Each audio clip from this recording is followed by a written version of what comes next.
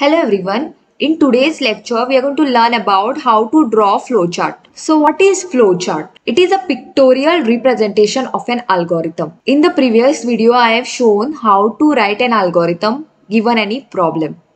So once the problem is given, you have to write the algorithm for that problem. Like suppose the problem is to add two integer numbers 3 and 5.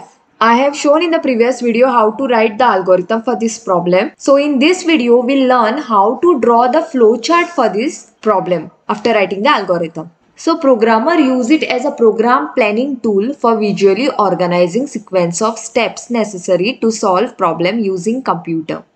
Like algorithm, we write the step-by-step procedure. Okay, same way here, we also write the step-by-step procedure only but using the shapes. So visually we using the diagram, we show the step-by-step procedure or sequence of steps. So it uses boxes of different shapes to denote different types of instructions. So instructions are given in terms of shapes. Okay, we use the shapes to put different types of instructions. So programmer write actual instruction within these boxes using clear and concise statements. So process of drawing flowchart for an algorithm is known as flowcharting. First, you have to always write the algorithm given any problem. After writing the algorithm only, you have to draw the flowchart. So these are the different shapes used to draw flowchart.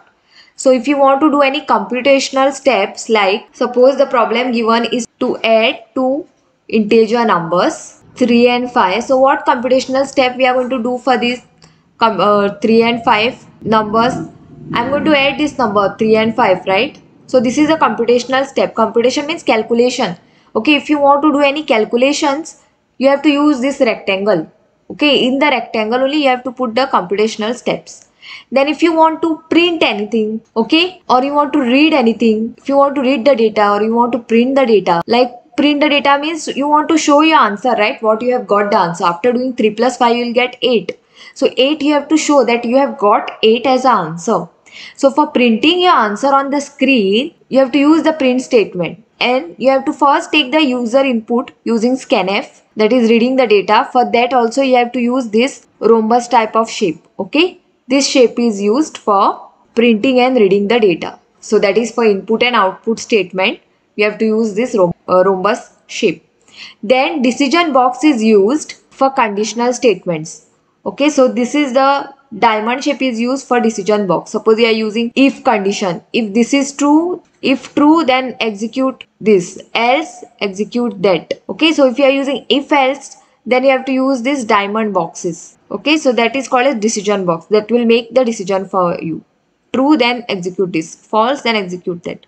And you use this ellipses for start and stop. So in algorithm, I have told you first step is always start step in the algorithm and the last step is always what? Stop. Okay, so for showing the start and stop in the flow chart, you have to use this ellipse. Okay, you have to use the ellipse to put the start and stop. Then to show the flow of control, we use this down arrow. Okay, flow will go from top to down. That is, first will be always start, then you will do all the steps, and after doing all the steps, at the end you have to stop using the same ellipse. Okay, so you have to use this down arrow because always the flow will go down only from the start to stop. You have to stop when you get the answer for your problem, and this is called as connector. Okay, we'll see what is connector when we'll draw the actual flowchart. So now this is an example for the problem to add two numbers. I've already shown how to write the algorithm for this problem.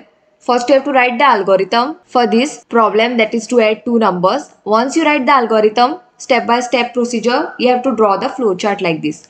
So start is denoted with the ellipses. Okay, you have to put it inside the ellipse, this start, and stop is also you have to put it inside the ellipse. Okay, so this is the first step and this is the last step. Now second, you have to declare the variables number 1, number 2, sum. Any computational task is there or any declaration, initialization is there, you have to use the rectangle. For any computational task, that is calculations, or for any declaration or initialization of variable, you need to use rectangle. Okay, and for printing or taking the input from the user, you have to use this rhombus shape. Okay, so this shapes you have to use for printing or taking input from the user. So these three symbols you have to remember properly. These three shapes. This is for start and stop. Then rectangle is for computational or calculation purpose or declaration and initialization of variable purpose.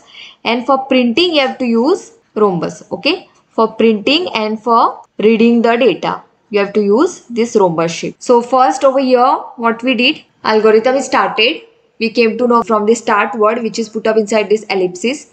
Then this flow of control use, that is this down arrow.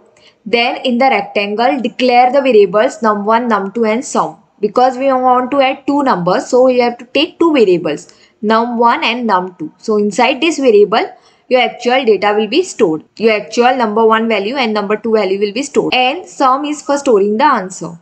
So this declaration part you have to do inside the rectangle. Then comes the taking input from the user.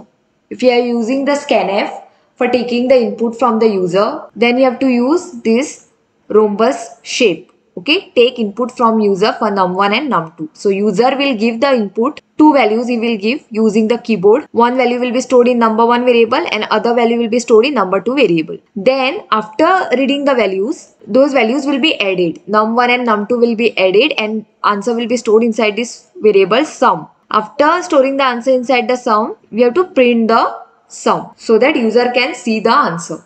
So this printing is also done inside the rhombus shape box. So reading and writing both are done inside this rhombus shape symbol. Okay, and the last step is stop. Once you get the answer, you have to stop after printing the answer on the screen. So this is a simple flowchart for addition of two numbers. So this was all about how to draw flowchart. Thank you.